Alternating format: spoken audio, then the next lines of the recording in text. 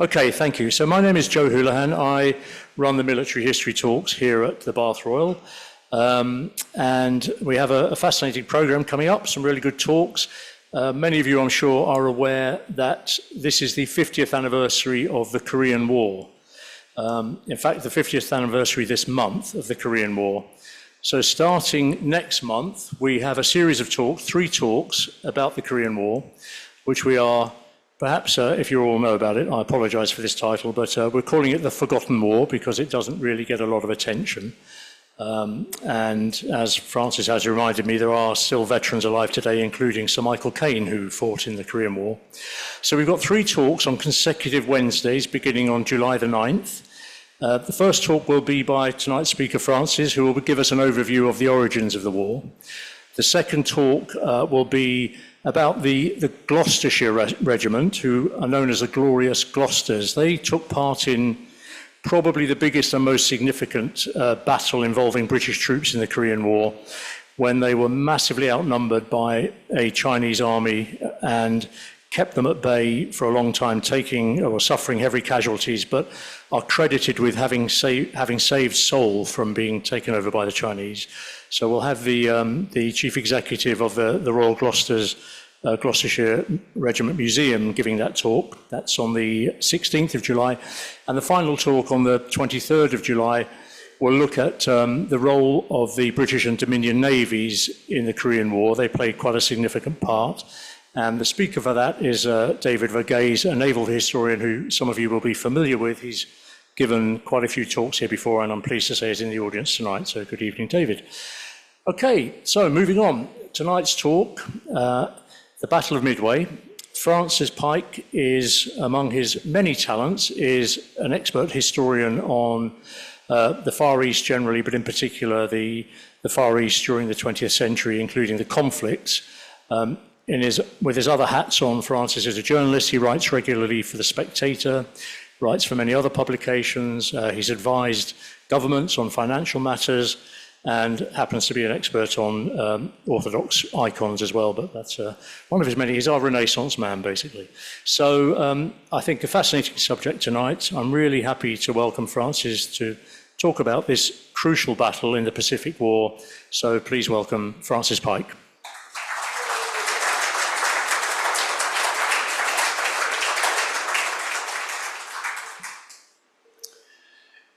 I've given this talk recently in Norfolk, Virginia, which is the base of the US Navy in the Atlantic.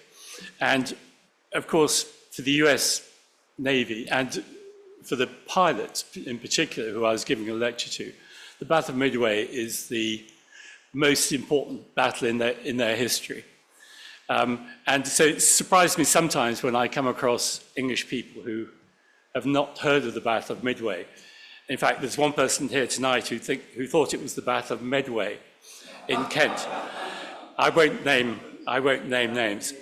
But the reason, if we look at naval battles throughout history, I would rank this 4th or 5th in terms of importance.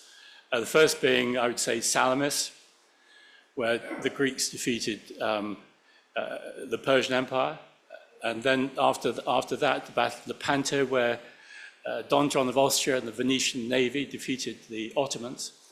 Thirdly, maybe the Battle of Trafalgar, and after that, Battle of Jutland and the Battle of Tsushima, which we'll come on to briefly. So that's the reason I've chosen this as a subject this year to talk about, because it's the battle that really defined American, or the rise of American power, and brought America to dominate global affairs, which it has done ever since this battle, in effect. So I'll start off by just pointing out how big the Pacific is.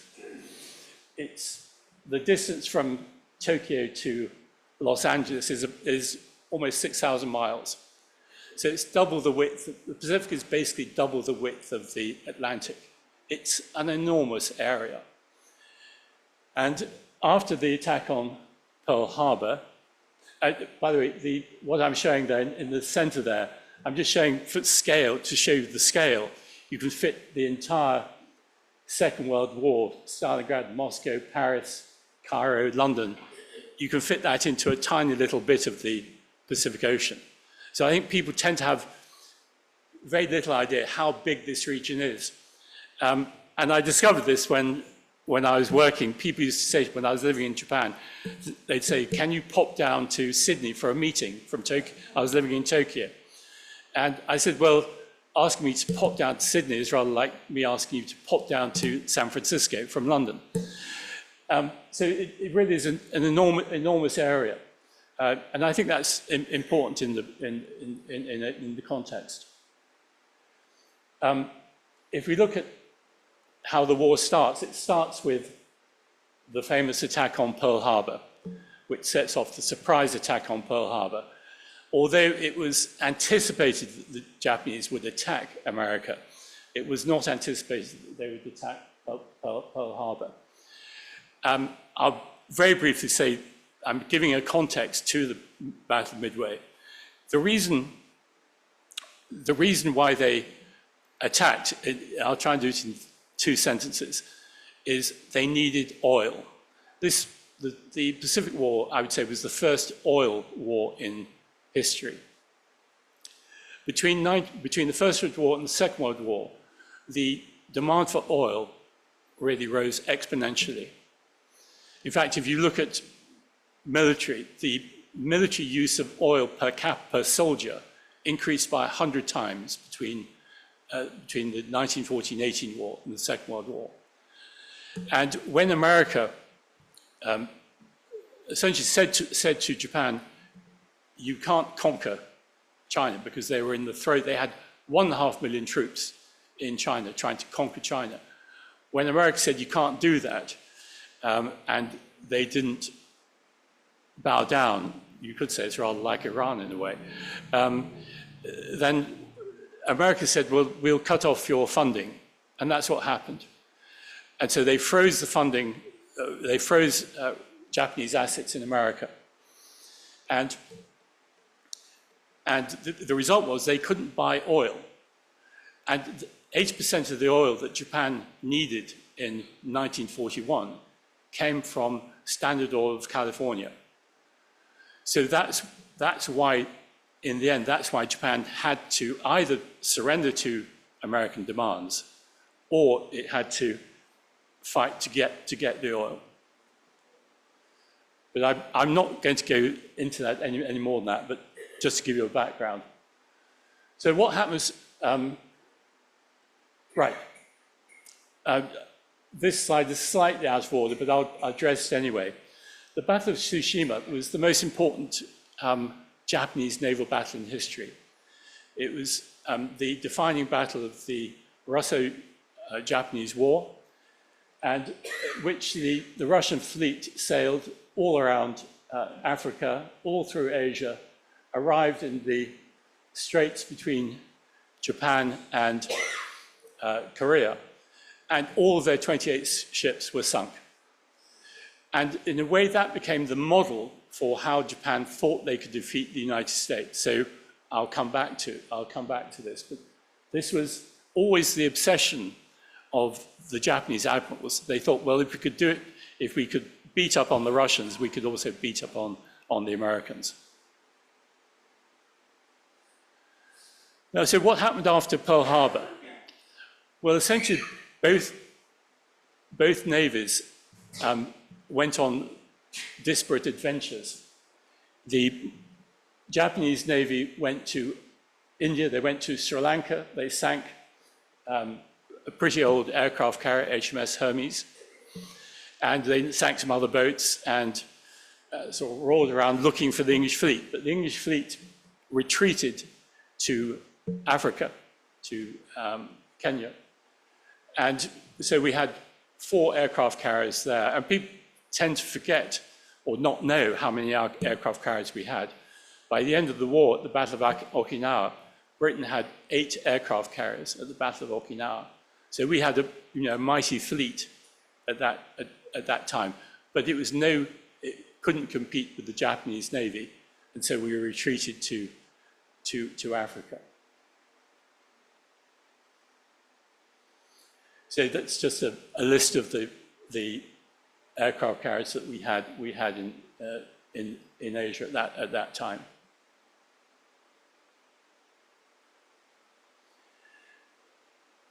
And while we were doing that, Japan was getting on with the most important thing for Japan during the war, which was to get oil. And where was the oil? If you look at the biggest producer of oil at that time, it was California was the biggest producer of oil in the world.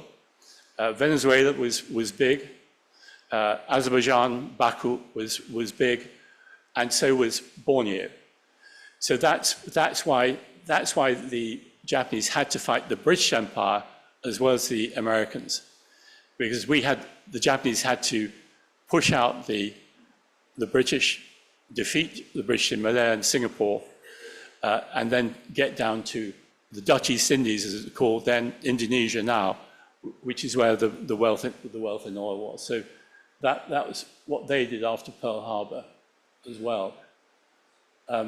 That I will leave. That just shows the extent of the extraordinary logistics and supply routes that had to be done to support the war in Asia, in the Pacific.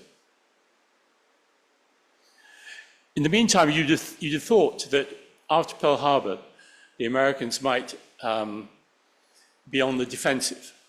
But from the beginning, they decided to take an aggressive approach. Even though they were outnumbered in terms of aircraft carriers, they decided to take an aggressive approach. So they conducted some raids on some island chains in the Pacific. And this was Admiral Halsey who led the aircraft carrier fleet. I won't go into those events. They're relatively small raids. They were really trying to show the Japanese that they weren't going to take it Pearl Harbor lying down. And what had happened at Pearl Harbor, as I'm sure many of you know, is that the aircraft carriers at Pearl Harbor were out of town. So they sank battleships, but they didn't sink the American aircraft carriers. And at that moment, Pearl Harbor changed the nature of naval warfare completely. It was assumed in the 20s and 30s that still the major capital ship was the battleship. After Pearl Harbor, that changed instantly. Instantly, it became the aircraft carrier, which was the key battle weapon for a navy, not the battleship. In fact, Roosevelt himself made the decision to change they had keels that were laid to build battleship cruisers, and they changed those ships from cruisers into light aircraft carriers. And that just shows how this completely switched after Pearl Harbor. And this is another raid, this time by Rear Admiral Fletcher. Fletcher will appear again at the Battle of Midway. And then the famous Doolittle raid. Again, this was Roosevelt deciding that they had to show Japan that America was coming for them after Pearl Harbor. And so what they did was they equipped the USS Hornet with some Mitchell bombers, these were bombers that are not designed to be on aircraft carriers. And they converted them to being able to take off from an aircraft carrier. And basically it was a one-way mission.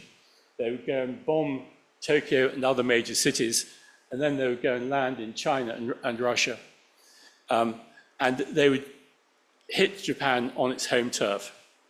And this had some effect. I mean, the immediate effect was not great because they were not significant bombing raids.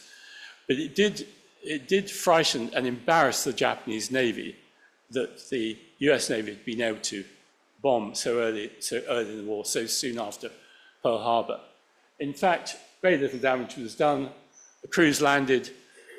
Some of them were executed by the Japanese. Others were put in prison, but some managed to escape and get back to America. In fact, Doolittle survived he got back to America and was awarded a Congressional Medal of Honor.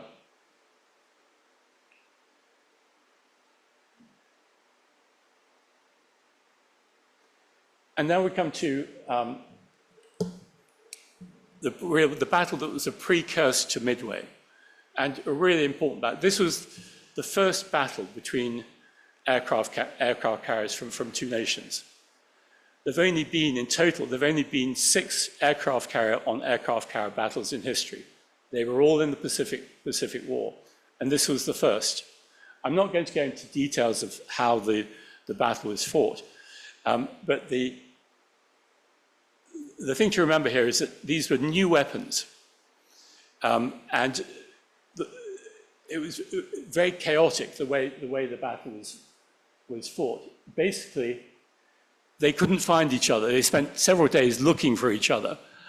They had their planes out searching, and they couldn't find the enemy aircraft carriers.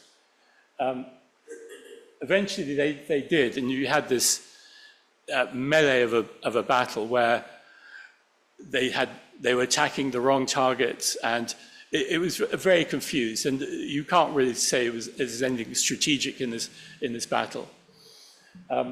It ended up with a marginal victory for Japan, because Japan ended up sinking a fleet carrier. And here I say fleet carrier because there are many sorts of carriers. There were light carriers, there were escort carriers, which were essentially transporters, aeroplane transporters.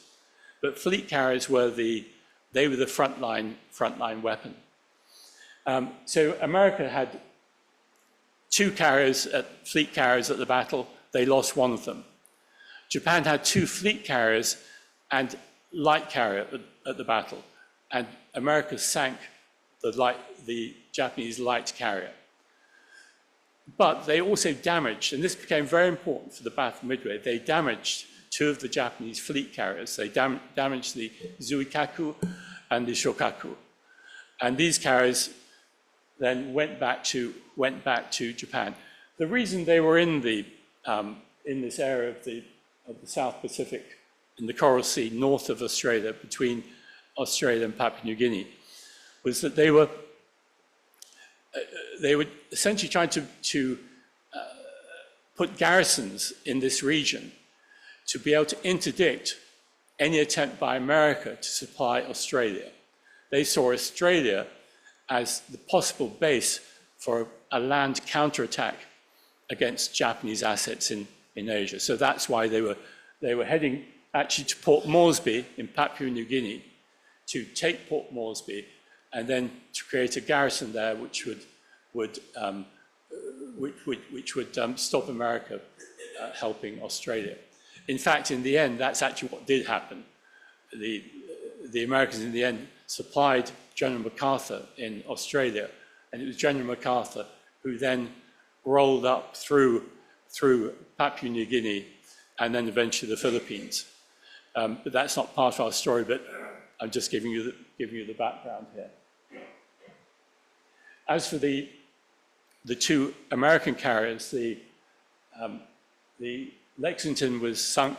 The Yorktown was damaged, very badly damaged, and so limped back to Hawaii.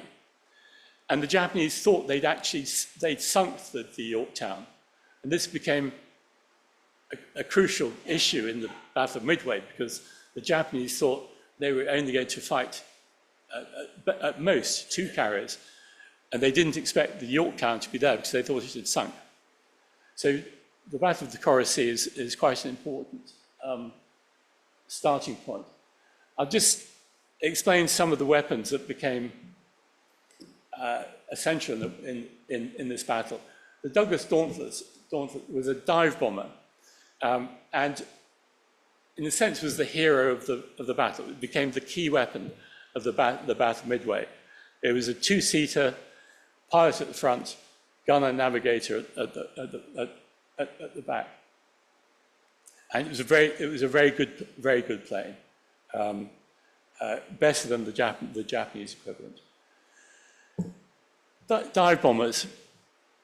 Dive bombing is important when you're attacking an aircraft carrier, and the reason is you'd think that you get a big bomber like a Flying Fortress or a big heavy bomber to drop bombs on the aircraft carrier. But it was described to me that trying to drop a bomb from a conventional bomber onto an aircraft carrier is rather like dropping a marble onto a scuttling cockroach. Not very easy. Because actually aircraft carriers, they traveled about 30 knots. That's pretty fast. And the idea that you could drop a bomb from a conventional bomb on an aircraft carrier was just really not plausible. In fact, sometimes people used to talk about targeted bombing or precision bombing in the Second World War. But when the Americans bombed Japan, they were lucky if they got 5% of their bombs within 5 miles of the target. So there was no accuracy at all with bombing. So a dive bomber worked because it literally started at a 70, 80 degree angle and dived almost into the ship. I'll come on to that a bit later. And it did that because it had these flaps which were perforated, which let enough air through so the plane was stable, but acted as a brake when the plane was diving. And there you see the perforated flaps on a Douglas Dauntless.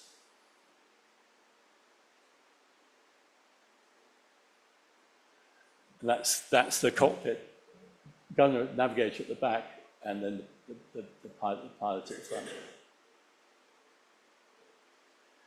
And this explains a little bit about the diving procedure. So they would dive to within 1,000, 2,000 feet, sometimes lower. But if you went lower than that, the risk is you wouldn't pull out of the dive. But so you got really close to the ship you were attacking. And this proved to be the Americans' key weapon in both the Battle of the Coral Sea and in the Battle of Midway. If you compare I'm just comparing the planes they had, just to make some comments on the aircraft. The Mitsubishi Zero, probably most guys here, I would think, have heard of the Mitsubishi Zero, famous Japanese fighter plane. And at the beginning of the war, it was really ruled the skies. It was the most agile, the best aeroplane out there. The Grumman Wildcat looks a bit lumpy and plain, but it was not a bad plane. It was better in the dive than the Zero. It had numbers of advantages. I think for me, the biggest advantage was that it had iron plates at the back of the pilot to protect the pilot. The Zero had no protection for the pilot. The Wildcat also had better guns and was a sturdier, better built plane. It also had self-sealing fuel lines. Now that's important. It was said during the Pacific War, when you always knew whose plane it was when it crashed in the water, because the Japanese planes would burst into flames and the American planes wouldn't burst into flames because they had self-sealing fuel lines. But at the beginning of the war, the Zero commanded the sky, but that was largely, I would suggest, because they had much better pilots than the Americans at this stage of the war. The other thing to note about Japanese flyers is, in general, they didn't wear parachutes. They didn't carry parachutes because it was thought to be cowardly to jump out with a parachute and save your life. So they refused to carry parachutes. And if they did ditch and survived, very often they would, if the Americans came to pick them up, the Japanese would beg the Americans to shoot them rather than being captured. So this is the Douglas against the Japanese variant. The Japanese variant was fine, but the Douglas Gauntlet was better. Now, when it comes to torpedo planes, this is a really interesting subject, an embarrassing subject. If there are any Americans here, it's a very embarrassing subject, and I'll explain why. The Devastator was a 10-year-old plane and was completely obsolete by the time the Pacific War started. In general, planes become obsolete within 5 to 10 years of being built. In wartime, that period of obsolescence is much shorter. So 2 years would be more typical, because the rate of development of weapons is that much faster during an active war. So it was already a very tired, obsolescent plane. It had to travel to about just over 100 miles an hour when it dropped its torpedoes, so it was an easy target for Japanese fighters or anti-aircraft gunners. But the main problem it had was its torpedoes didn't work. Only 9 out of 10 American-made torpedoes actually worked at the beginning of the war. They were all made in Rhode Island, and it was a protected industry of that state. It was very much a pork barrel industry, if you like. And the problem was the contact mechanisms didn't work, the gyroscopes didn't work. So it was really hopeless. It took 2 years, the war being going for 2 years before they finally sorted out the problem with American torpedoes. They even had Albert Einstein, who by this point had gone to Princeton. Einstein went to visit the torpedo factories in Goat Island, in Rhode Island, and he explained to them why their torpedoes wouldn't work, but they didn't even listen to Einstein. So what can you say?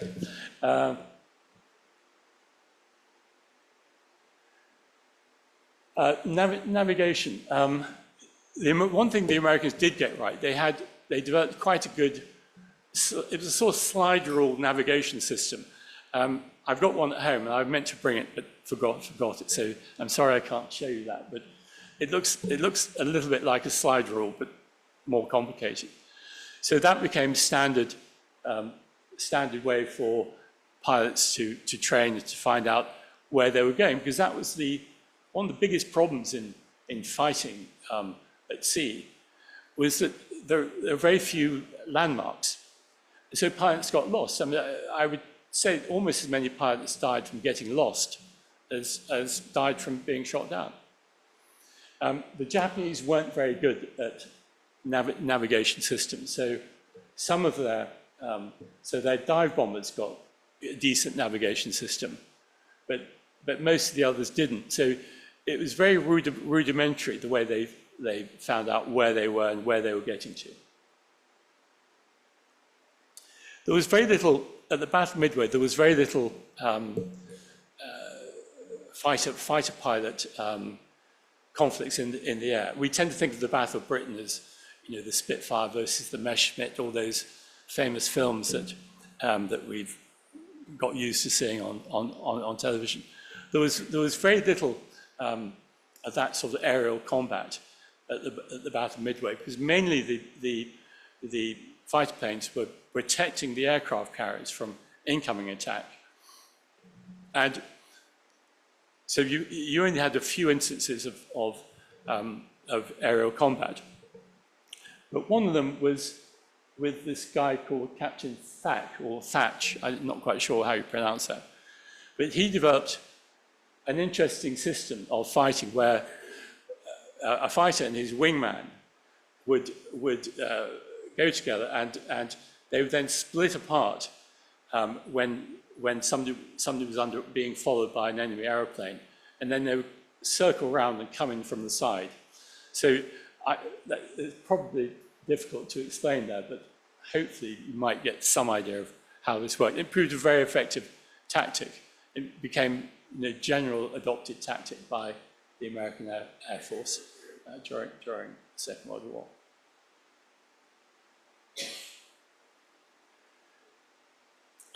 Japanese pilot training. The Japanese pilots at the beginning of the war were superb. They were on a completely different level to the American pilots. The problem was they didn't train enough.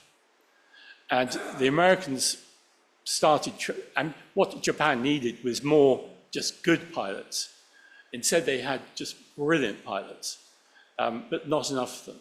And that became a problem as the war went on. The quality of Japanese pilots declined very rapidly, started after Midway, but then became worse and worse. In the end, the kill ratio, which started very much in Japan's favor at the start of the war, went completely the other way. At the end, towards the end of the war, the kill ratio was 10-1 in favor of the Japanese. In the end, General Ugaki thought, well, if all these pilots are going up, they're all dying, they're all being shot down because they're not very good. So instead of them trying to fight American fighters, let's make them kamikaze pilots because the end result is the same. So that's actually the main reason why kamikaze suicide pilots became institutionalized within the Japanese Air Force at the end of the war. But at the beginning of the war, the Japanese definitely had the upper hand. Again, we come to torpedoes. The American torpedoes, we can discount those. They didn't work for 2 years, so forget about those. The Japanese had pretty good torpedoes, which were much faster, and they worked, and their mechanisms worked, and they were the most effective tool that the Japanese had in fighting against enemy carriers. I won't go into this one, but just very briefly, the long lance torpedo was a war-winning weapon, which was never really used. It was meant to be used by surface ships, and its advantage was it used, instead of compressed air, it used compressed oxygen, which gave it a much bigger range and also much faster. And had they been able to deploy it better, I think this could have been a war winner for the Japanese. On an overall point, I'll just bring this in now. We all think of America as a great military power, but in 1941, at the start of the Pacific War, America was a pygmy in military terms. America had a smaller army than Switzerland, Belgium, Spain, Portugal, the Netherlands. It had a tiny army. It could put into the field 5 divisions of troops. The Germans had 136 divisions and 70 in reserve. And this was because America became isolationist in the 20s and 30s. And they really invested nothing in developing their military. So it was less bad in the Navy, but still pretty poor in terms of their equipment, in terms of their training, in terms of the money spent on their naval assets. So America only really became the great naval military power as a result of the Pacific War and what happened after the Battle of Midway.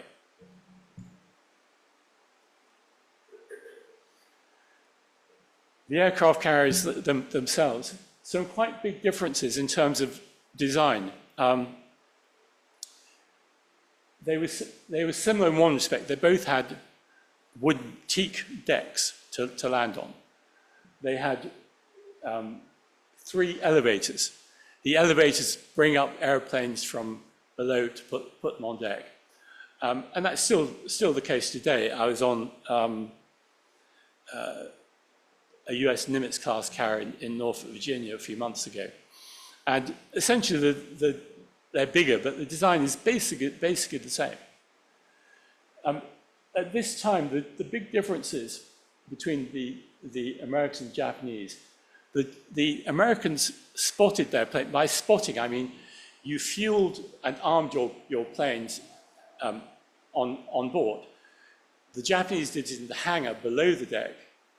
The Americans did it on deck, which was safer.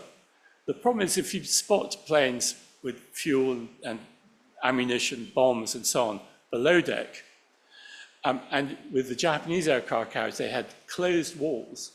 So there was nowhere for So if there was an explosion there, there was nowhere for the percussion to go outwards.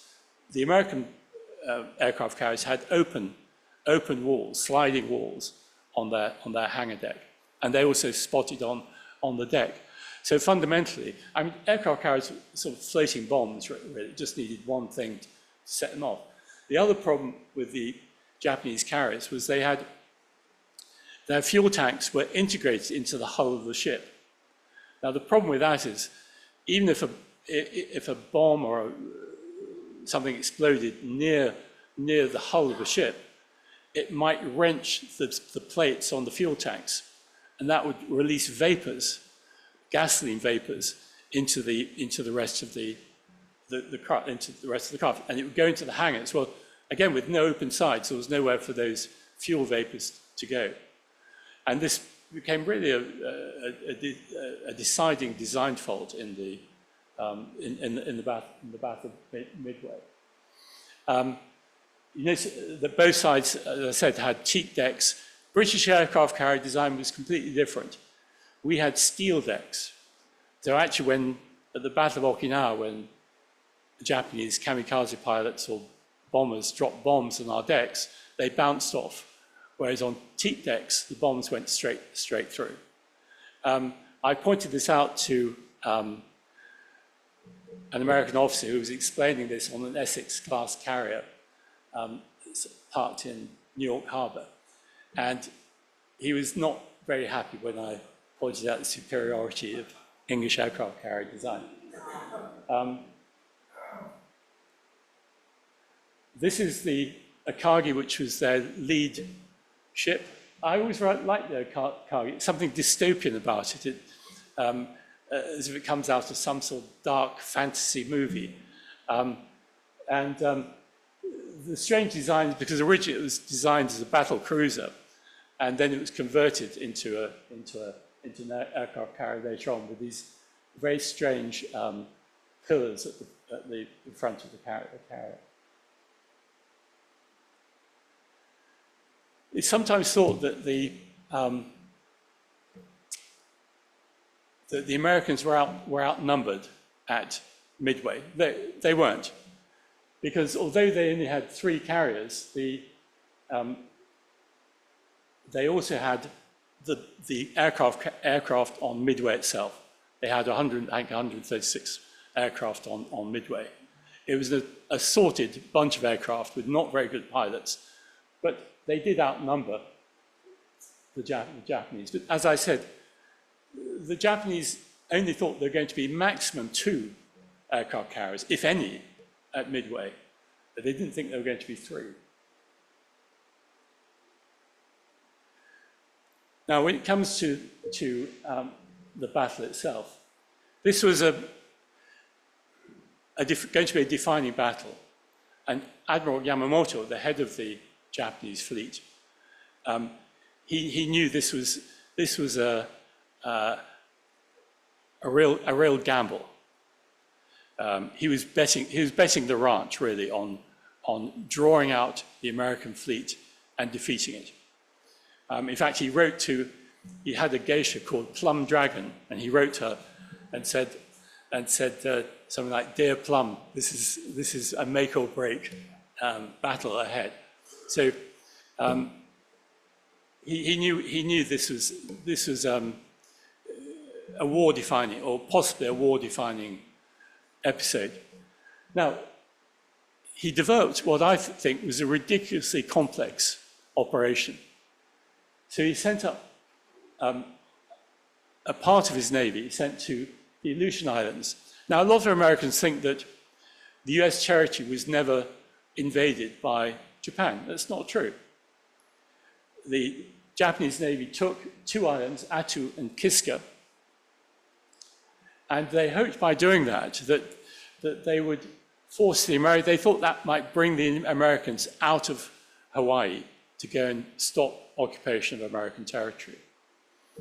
The reason why the Aleutians were important was that it was thought possible that America might try to invade Japan via the Aleutian Islands, Kamchatka Peninsula, and then Sakhalin and going down the Kuril Islands to the north of Japan. So there was some strategic logic, but I think not very sensible. In the end, America retook, the following year, they retook Attu and Kiska. They sent Attu and Kiska covered in snow and ice. It's a pretty unpleasant environment. And the Americans sent troops straight from the deserts of Arizona wearing summer desert uniforms to fight in the snow and ice. Not a very clever idea. They did eventually take the island, but it was pretty much disastrous. But so that was the northern approach, and then the carriers. And remember, there were at Pearl Harbor there were 6 carriers. At Midway there were 4 Japanese carriers, because 2 carriers, if you remember from what I said, were damaged at the Battle of the Coral Sea. So they were back in Japan being repaired. So that became a significant point. They didn't have all their fleet carriers there. They also were sending troops to invade Midway Island to take control of Midway. And Yamamoto's surface fleet stayed behind the carrier force, which was going to attack Midway from the air.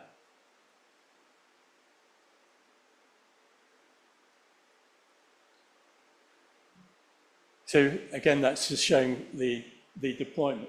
The deployment. Now, remarkably, American intelligence worked out where the American fleet was going to arrive. There were 2 guys. One was called Edwin Layton. He was head of intel on Hawaii, and the other was a code breaker called Rochefort. And between them, they worked out precisely where the Japanese fleet would arrive north of Midway.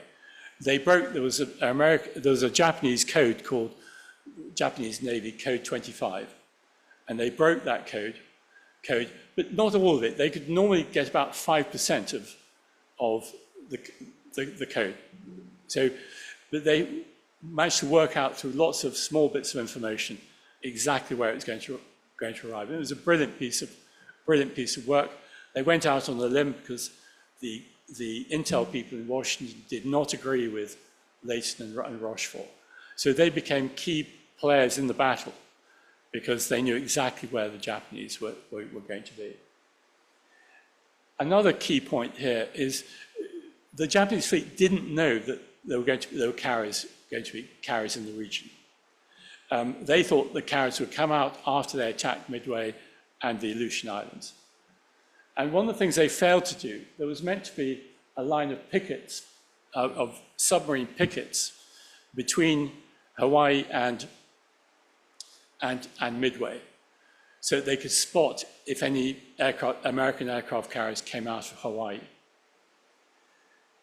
But the pickets didn't arrive in time, and that was the fault of somebody called Marquis Terahisu Komatsu, who was an aristocrat related to the emperor, and he was busy making plans to invade California and was not very interested in doing his job doing the boring job of picketing Hawaii. So that was a major mistake. Had they known that carriers were coming from Hawaii, the result, I think, would have been very, very, very different.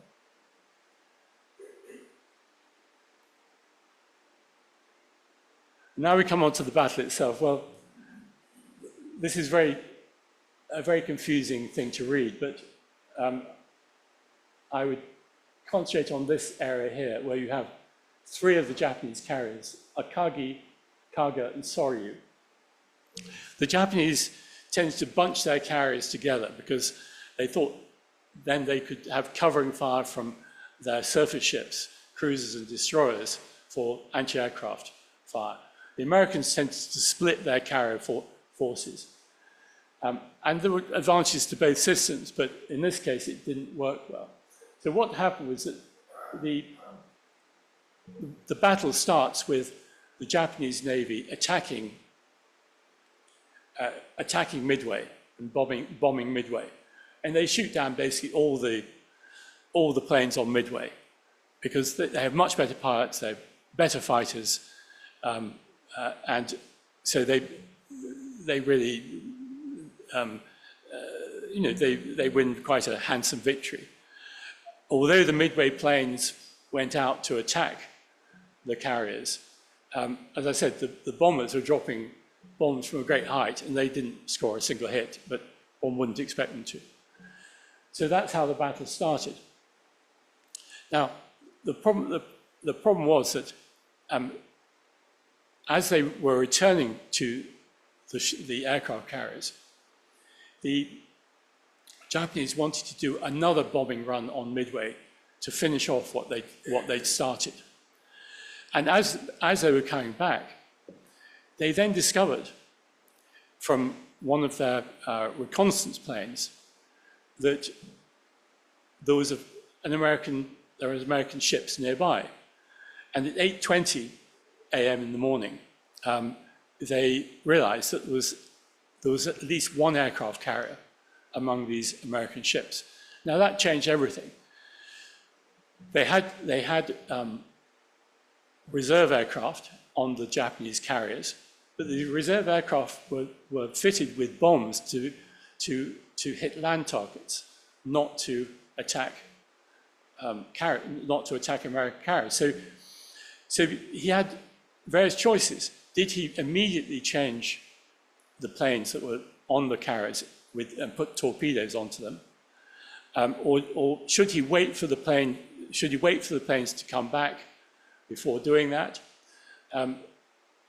So it was a difficult choice to make because he knew that quite possibly the American aircraft were on the way, because the Americans by this time had spotted that the three carriers were exactly where they thought they were going to be. And the problem was it would take about an hour for them to land all the aircraft. And if they didn't land all the aircraft, those aircraft would have to dish in the sea because they didn't have enough aviation fuel to be able to circle around while planes were taking off from the Japanese carriers to attack the American carriers. So they were on the horns of an impossible dilemma. They couldn't afford to lose all their planes coming back from Midway. At the same time, they needed to get off as quickly as possible and attack on the American carriers.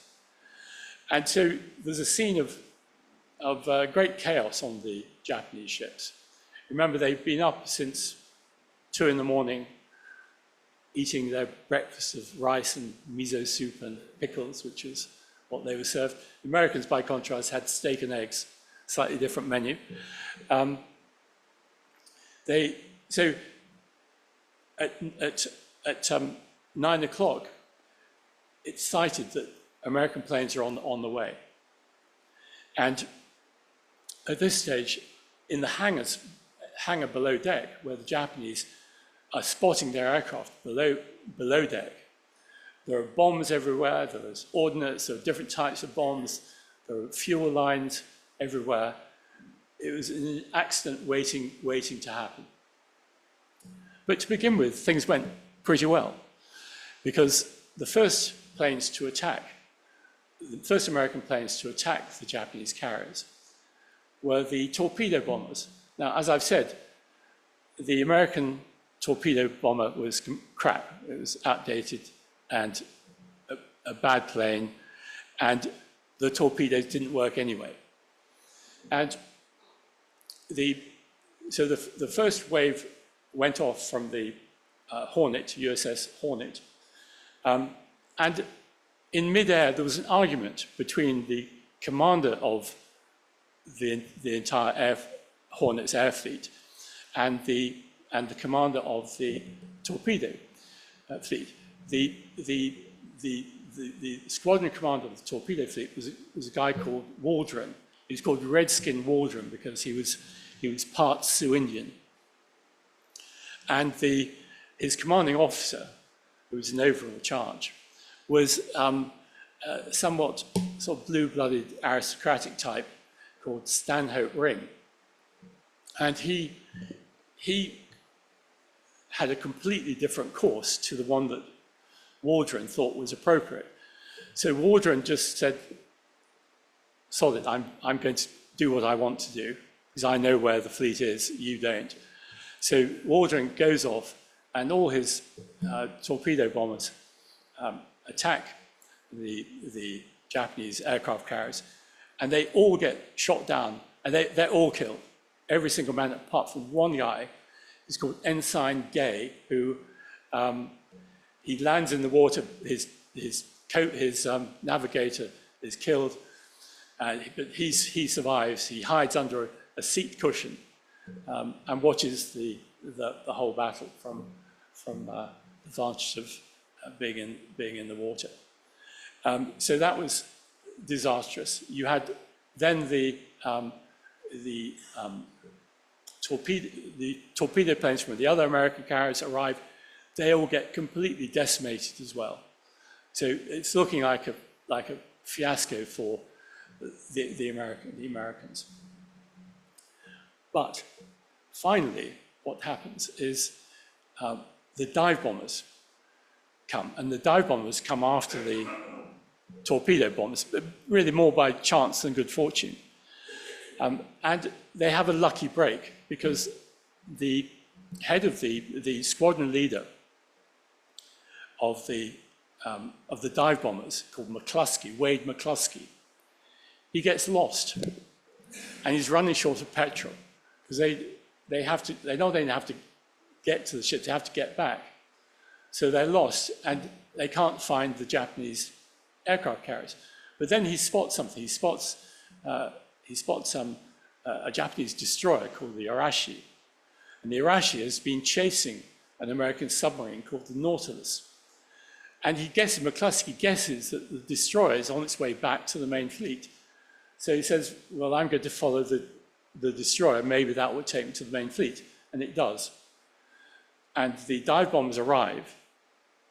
And the dive bombers from the Enterprise and the Yorktown, within 20 minutes, they sink 3 Japanese aircraft carriers.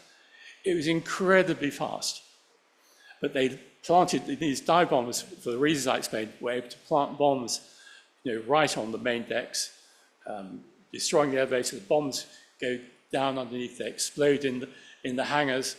All the munitions there blow up. Fires are raging. Fumes from the fuel tanks are coming into. It's an inferno. They create 3 infernos, and that all happens within 20 minutes. There's one aircraft carrier that survives. It gets slightly detached. That's the Hirohito. Here it's been slightly detached from the others. But later that gets attacked by the Yorktown, by squadron leader, again with the dive bombers do the damage, and they basically sink the Hirohito. The admiral on board the Hirohito decides to go down with the ship. Midnight, they decide they can't rescue the ship, and Admiral Yamaguchi and his first officer say, we're going to stay on the ship, we're going to go down with our ship. And they stand on deck while the sailors are getting off the ship, and they talk about the beautiful moonlight. It was a very beautiful night.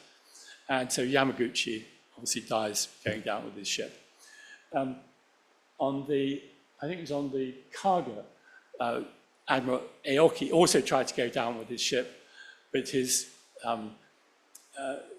officers refused to let him, and they basically untie him, and because he tied himself to the boat, they untie him and forcibly take him off the boat. So he survives. There is one loss, however, and that is the Yorktown, which has survived. It survived the Battle of the Coral Sea, and by the way, it's still being repaired. Even as it was going towards the battle, the workers are still on it trying to repair the ship. But it gets hit by torpedoes from the Soryu, and eventually that sinks as well. So that is the battle in a nutshell. All four Japanese carriers are sunk. One American carrier is sunk. This is an overwhelming victory. And the key point here is that America, in the end, had the industrial capacity. They were starting to build the new type of carrier called the Essex-class carrier. And by the end of the war, they'd have 18 Essex-class carriers. Japan did not have the industrial capacity to match that. So the longer the war went on, the more likely it was that America was going to win. And so this is why it's such an extraordinary battle, because the Japanese really had the advantage in terms of better equipment, on the whole, better pilots, but they lost the battle. And this was one of the most defining battles in history. It was an extraordinary victory. The key people involved, top right is Yamamoto. Famous, he was a gambler.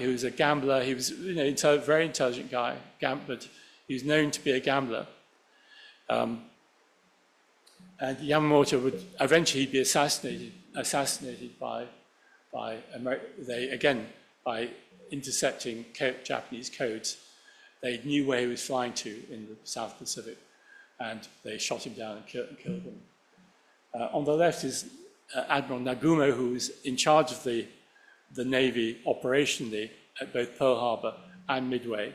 He's been heavily criticized for Midway. I think he did a good job, actually. I think the criticisms of him are not appropriate.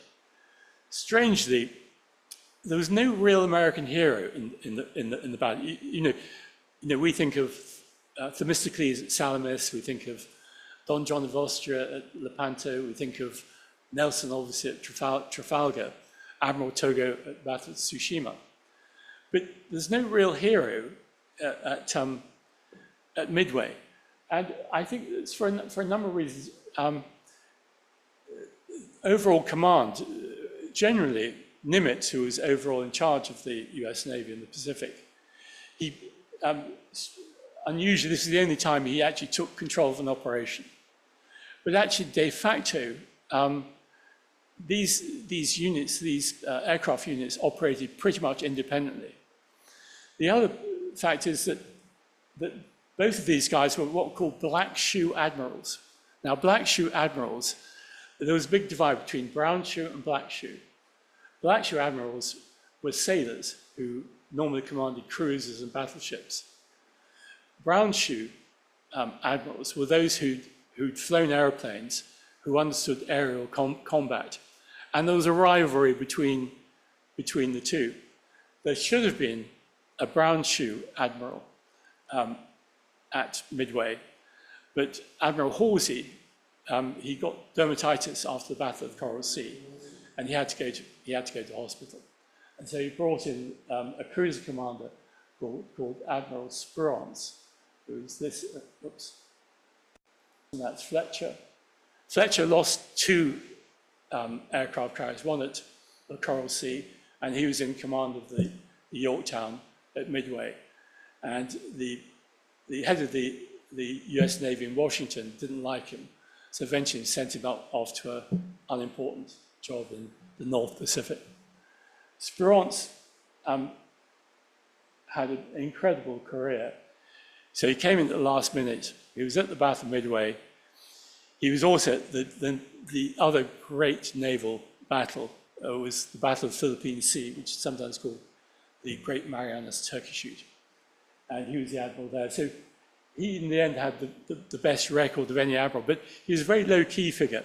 And at Midway, there were no real heroes in the Nelsonian tradition. But the key guys, I would say, for America were Layton and Rochefort, the intel guy and the code breaker. Layton went on to have a great career, became an admiral. Rochefort, I don't know what he did wrong, but he was sent back to America and put in charge of a dry dock. So a sad end to his career. And then the pilots themselves, and this is a picture of Wade McCluskey, who he was the guy who led the dive bombing squadron, which scored the first hits on the carriers. He was the guy who luckily chose to follow the Japanese destroyer towards the main fleet. So these are a guy like this was the real hero of the battle.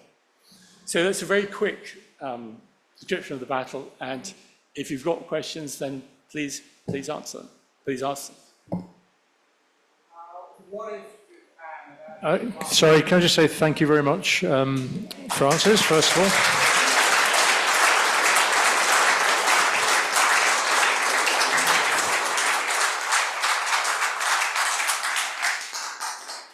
And I think we had a question somewhere at the front. Yeah, I have to give you this, then the people online can hear, but if you could speak close to the microphone.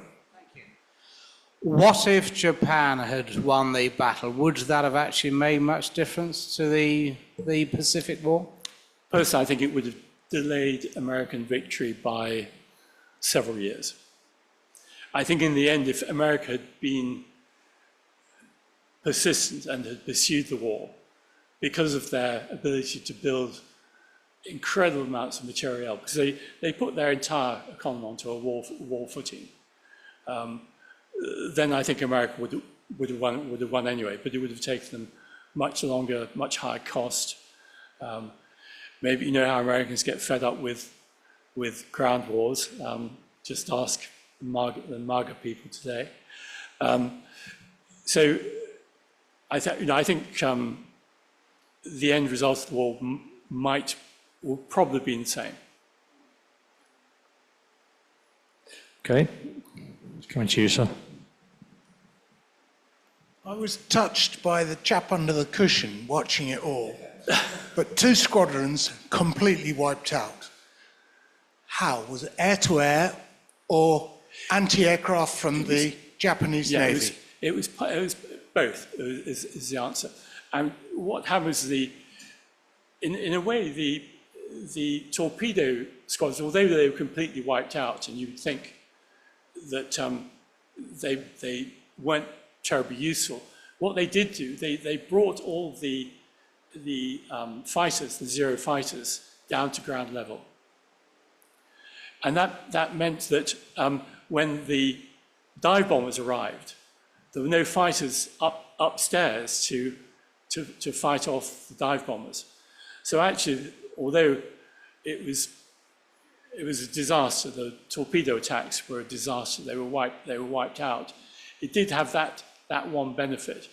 But as an event, the attack by the torpedo planes was a bit rather like the charge of the Light Brigade. I mean, it was a completely unnecessary massacre because the planes were bad and the torpedoes didn't work.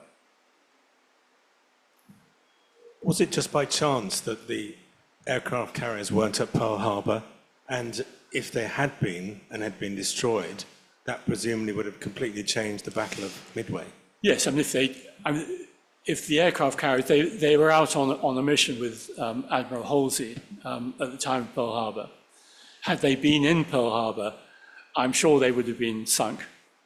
And again, the war would have extended by 2 or 3 years.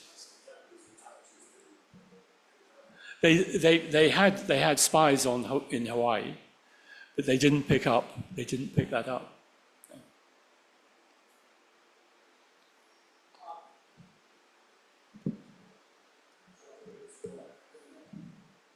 Yes, if you speak in, sorry.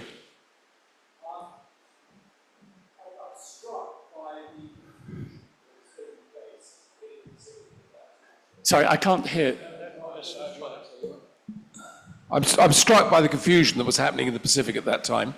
There were ships going left, right, and centre, according to your diagrams. No one knew what was happening. That's war. But it strikes me that it was more of a scrap than a battle. It's a sort of scrap that's won by opportunists like Wade McCluskey following a destroyer. But the overall command seemed to be lacking. Is that a fair point? Yeah, no, in a way, you're right, but as I said, there were only, this is the second ever battle between aircraft carriers. And so they really didn't know what they were doing. Things changed very much, 2 years later. The Americans professionalized in the most extraordinary way.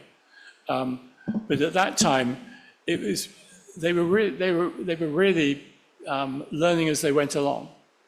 And the key guy was, the captain really put the aircraft carrier roughly in the right place where he was meant to. He was a sailor. But the key guy was probably the operations guy who organized the flight rotors, who organized the plan of attack by the airplanes. So the captain, the captain of the ship, the admirals, didn't have very much to do with that. So command was very much diluted to much lower levels. And in the end, as I've said, people like Wade McCluskey, took their own initiative, and actually he broke orders. He refused the command of his superior and went and sorry, that was Waldron, went his own way. So, yes, you were saying that the torpedoes, air-launched torpedoes, were ineffective. Were the same torpedoes used by the submarines? Because the US Navy submarines seem to make a rapid impact on the war. The submarine torpedoes, the American submarine torpedoes, the first 2 years of the war were dreadful. They would shoot off their torpedo, they would hit a Japanese merchant ship right slap bang in the middle, and they just hear a ping as the torpedo bounced off the hull. Nothing happened. And as you can imagine, they got pretty pissed off with that. But it took Rhode Island 2 years to actually solve the problems. Thanks for a very illuminating talk. On your very first slide, you mentioned that you gave this talk to the US Navy in Rhode Island, and the title was... Norfolk, Virginia, sorry. Oh, Norfolk, Virginia, I beg your pardon. And you said it was more luck than winning was more luck than judgment. How did that go down? Yeah, I think they were quite receptive of that, actually. I mean, I have to say these pilot guys, these ex-Navy pilot guys, some of the current Navy guys, they were incredibly knowledgeable about Midway. And there were moments when I thought, well, wow, these guys know more than I do.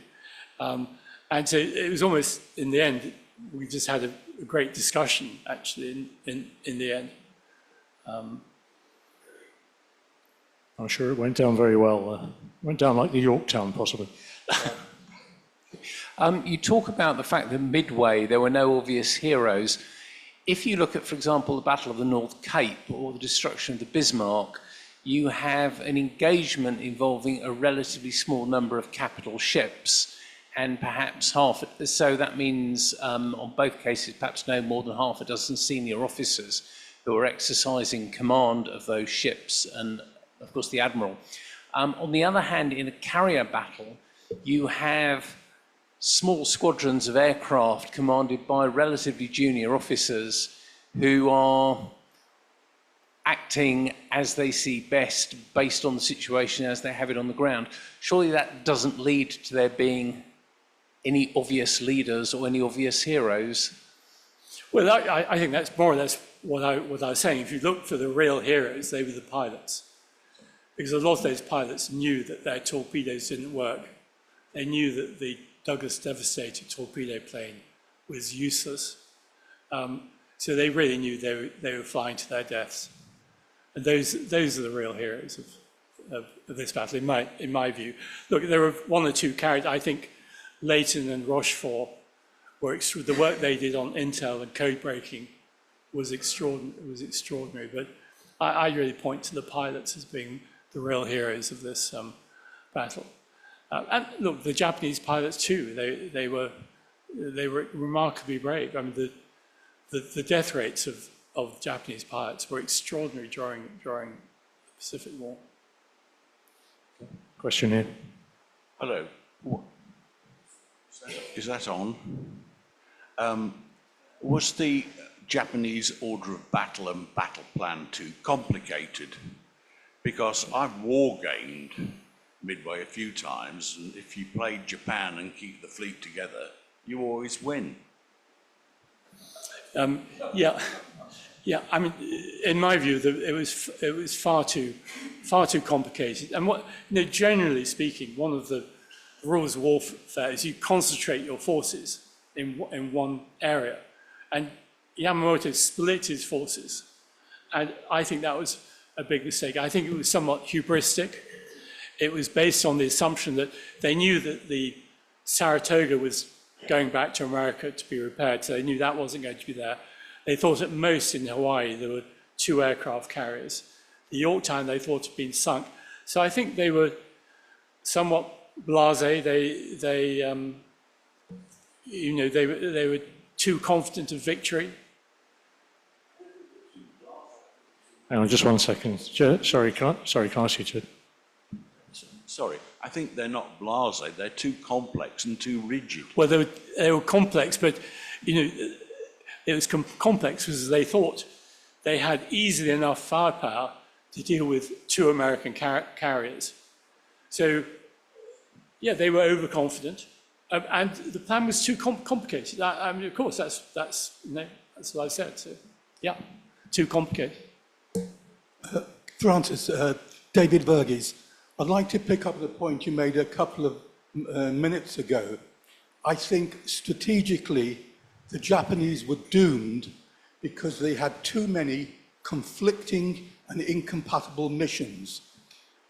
One, or the minor one of the 2 main ones, was to attack Midway, invade it and take it. Second, most importantly, they were searching for and hoping to bring to battle the American aircraft carriers. They did, as you said, they didn't know where they were, they didn't know whether it was happening. And thirdly, Yamamoto was also having to deal with that diversionary attack on the Aleutian Islands, which took 2 further carriers up there that would have been very useful for him at the Battle of Midway. Now, operationally, the Japanese, as you pointed out eloquently in your talk, in working his aircraft carriers, he could only do one operation at once. He could spot his plane, fuel his planes, arm them, bring them up onto the carrier to launch, to take off. And thirdly, he had to take account of his incoming planes, especially his combat aircraft. He could only do one operation at a time. He hadn't got luck on his side. Had he got 30 minutes here, 5 minutes there to get his combat air patrols up, it might have been different. You mentioned also the lack of heroes. And you know who I would give the American hero to? I would give it to Fleet Admiral Chester Nimitz. Based upon the intelligence from the guy you mentioned and the code breaker from the other guy, he guessed what was happening in the Japanese mind. So he moved his Task Force 16 up to the northeast, the 2 carriers, Enterprise and Hornet. He got them out of the way, totally surprised the Japanese. Nagumo hadn't got a clue. I think Yamamoto might have been holding key intelligence back. But Nagumo, he was not an experienced aircraft carrier admiral. He was there on seniority. He'd come up, through the early battles. Perhaps Kondo would have been better, I don't know. But the Japanese were on the wrong side of luck, and the Americans were on the positive side of luck. Is this a question? Sorry. No, it's not a question. I think the gentleman over here talked about the convolution and the chaos. Luck did play a part in favour of the Americans. Without question. But Nimitz didn't play much of a role here because he was given the advice on where the Japanese aircraft carriers would be by Leighton and Rochefort. So that was not his genius. That was simply the one thing he did, which I think was very good, was Leighton and Rochefort were at Pearl Harbor, where American intelligence had failed. But when Nimitz came out to Hawaii, he decided that Leighton and Rochefort were good guys and he wouldn't sack them because of Pearl Harbor. Now that was a good decision. But as for knowing where the where the Japanese aircraft carriers were going to be. That was Leighton Rochefort, nothing to do with Nimitz. Okay, I think we've got time for just one or two last questions. So we have one here and one over there. What lessons have modern aircraft carrier commanders learned from the Battle of Midway? Sorry, can you just repeat that? Yes. What lessons have modern aircraft carrier commanders learned from the Battle of Midway? That's an interesting question. I think the key difference today is that there is only one carrier force in the world which has any power, and that's the American carrier force. They have 10 Nimitz-class carriers. They've just, a few years ago, they launched the first of the Ford-class carriers. They've got some more. They've got at least 4 more Ford-class carriers, 10 billion a pop, coming along. One's going to be called the USS Clinton, I think, and Boo, if you like. And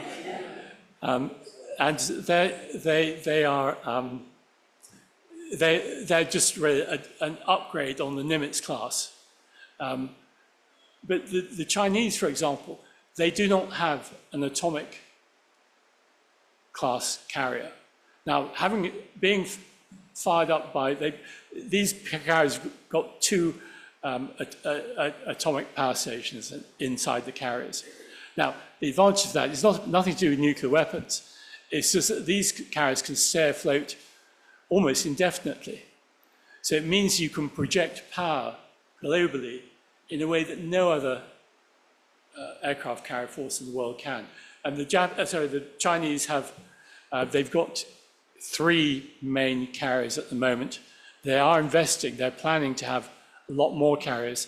They've laid the keel for what I think will be an atomic carrier. That will be their first one.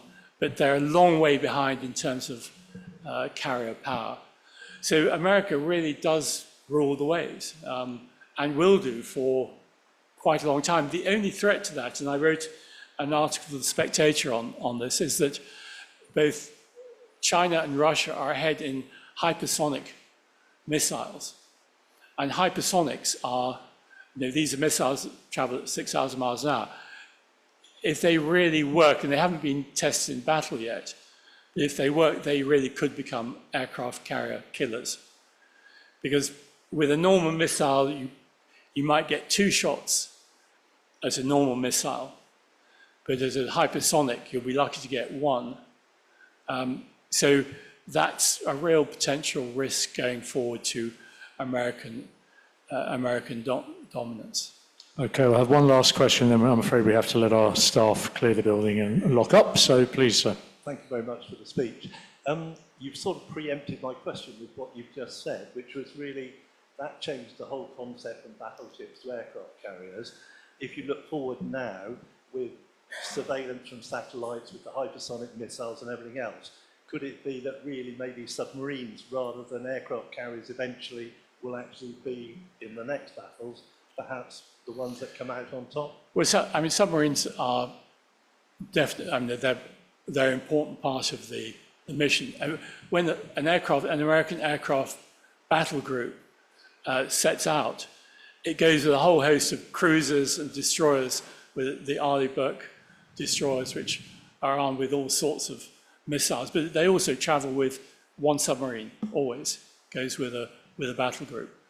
And as you know, the Americans have got 3 battle groups in the Middle East at the moment.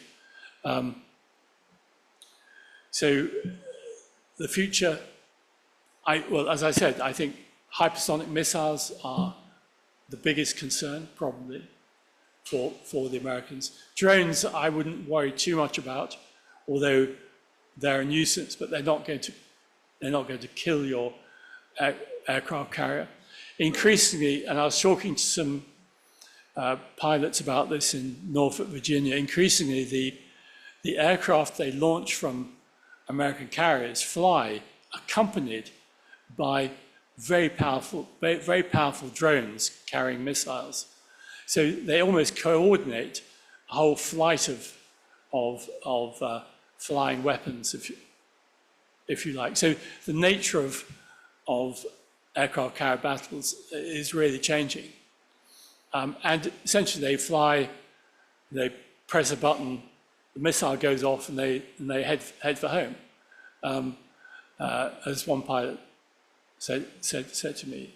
So it's very, it's much more like playing computer games now than it was in the Second World War, where it was, these planes were difficult to handle, they were difficult to land.